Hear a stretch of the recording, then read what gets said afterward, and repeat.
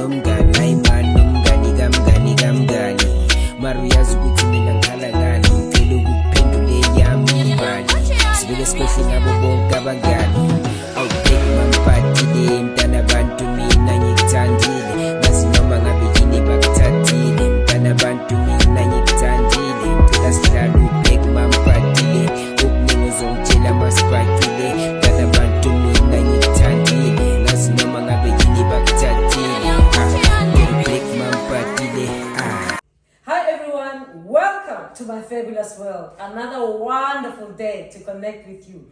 Remember, this is your space, so don't forget to subscribe, comment, and click notifications. Today, we continue with answering questions from Socializer, the questions that you sent me, and we're going to go on that way. There are many questions. Of course, the questions also bring out information that I need to share with you that I wouldn't know if you didn't ask. Socializer, next question. Hello, from Prof. yesterday.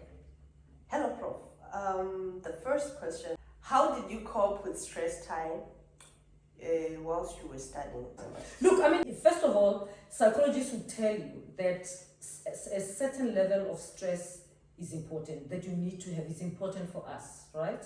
And so I didn't worry. When I was studying, I didn't worry so much about the fact that I'm feeling pressure, the fact that I'm stressed, and whatever. I was so focused on getting the degree. I put pressure on myself to get the degree, to get the courses that I like. So when I was at varsity, I actually did not take the issues of stress as seriously. But the one thing that I did that probably helped with stress is that I was active at school. I was as active as varsity. I was playing girls soccer, I was playing hockey, I was playing tennis, and I was dancing. And then I also joined SCM. So those things helped in terms of relaxing and coping with all the other pressures of campus. So if you're on campus, it may be a good thing to join some sporting code. I did more than one, and that was good for me. So join that and see how it works. If you're partying, you're using substances, and you're not active in any sporting code, and you're studying, it's like you bring all these pressures together. So at least do something physical, keep physically active. That will help. If you're indulge like wisely, carefully, knowing how far you go, what you need to do the following day, so that you can manage it. Socializer, next question. The next is not really a question. Yeah. No question from my side. Just want to say I love you so much. Oh, thank you. Love you too. Okay. The next question reads, is it possible to get into UCT and do medicine? Mara Ofate said NBT. No, it's not possible. End of story. Next. Who failed the NBT? If you fail NBT, it will not be possible for you to study medicine at UCT.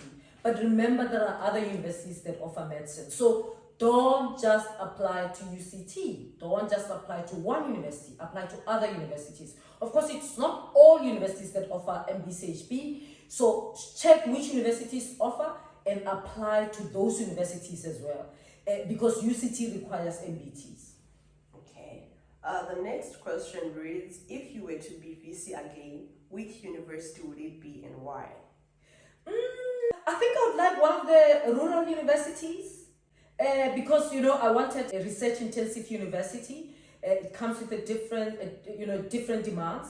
I think a university in a rural area would be good for me because it's very different from where I am. I always like pushing myself, so that will stretch me a little bit, just in terms of what you can do in the community, the profile of the students who come to the university, and so on. So that will be the reason why I want a university that has campuses in the main campus in a rural area. Great. This one is not a question. It says, thank you for simply being you. You're a real representation of us. Thank you so much. I hope it gives you permission to be yourself too. The next question reads, what advice would you give your 22-year-old self? Wow. Listen, Kheti, you're a graduate, you're earning a salary, don't rush anything. life will unfold in front of you. Just take it easy. It's not late. You're still very young. Enjoy your life. Save money. Travel. Get to know the world.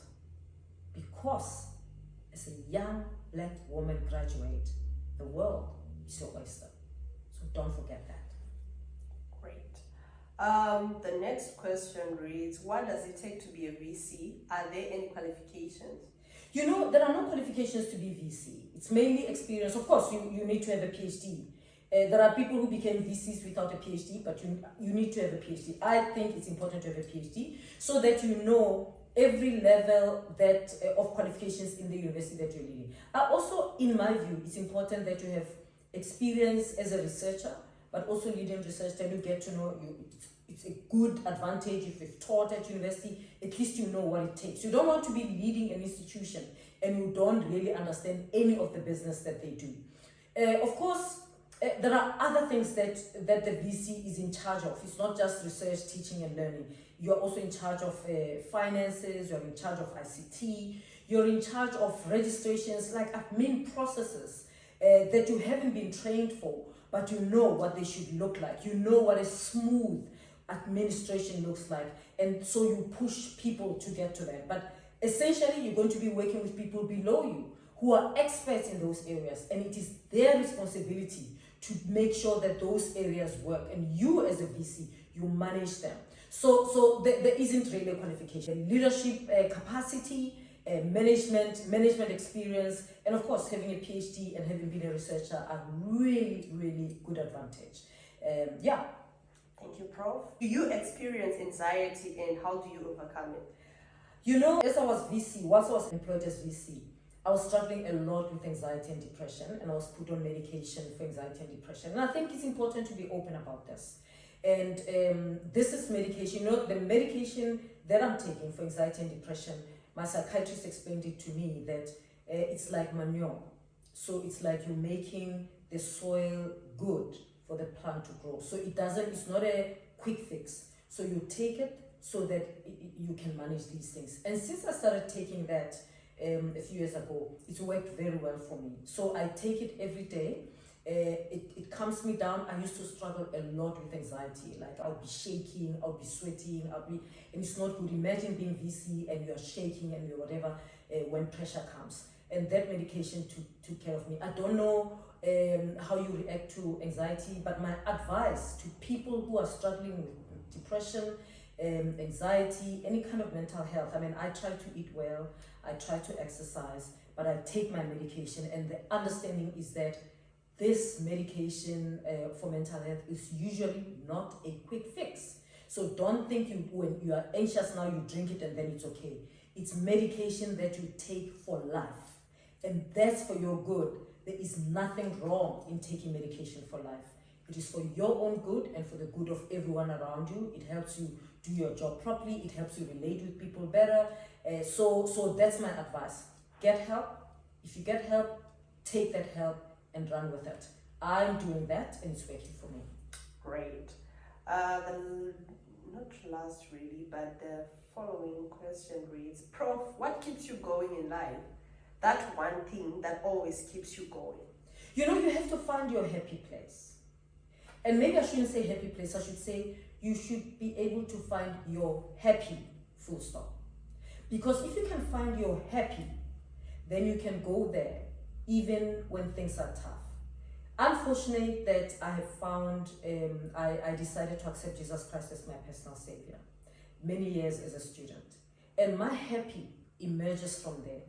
It's a place where I just go, psychologically, where I say to myself, this is one place where I am blameless, I am forgiven.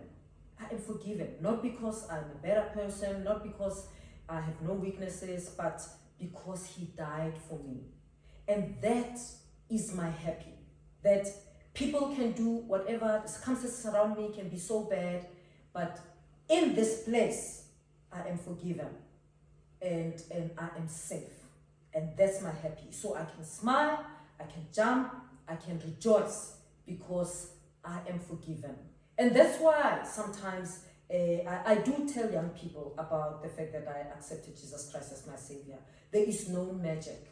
It is just a blessed assurance that I am safe, I am forgiven, and I can be happy, irrespective of my weaknesses, irrespective of my downfalls. This place feels happy. I think this is a good place to end this session today. Thank you so much for joining me. Remember, always be you, because if you are you, that's the only time you can do you. Have a good day.